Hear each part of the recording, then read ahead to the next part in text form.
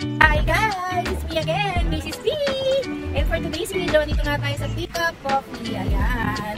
Nakita nyo naman guys, bumabagyo-bagyo na pero tuloy-tuloy pa rin ang pag-vlog. Nandito tayo ngayon sa Watermart. At first time ko pong itatry ang Pick Up Coffee. Ayan.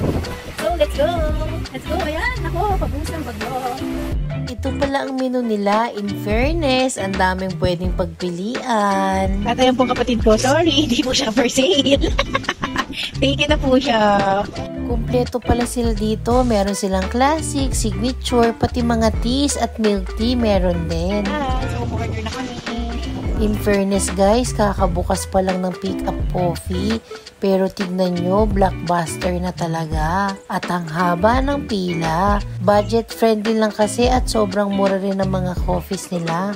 Siyempre, habang nag-aantay, kulitan muna si Mr. and Mrs. B. Uy, sumisegoy ng date. At ayan na nga, finally, nagawa na rin ang order namin. Medyo matagal kami nag-intay pero okay lang kasi nga ang haba talaga ng pila.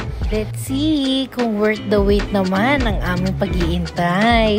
Tara, tikman na natin!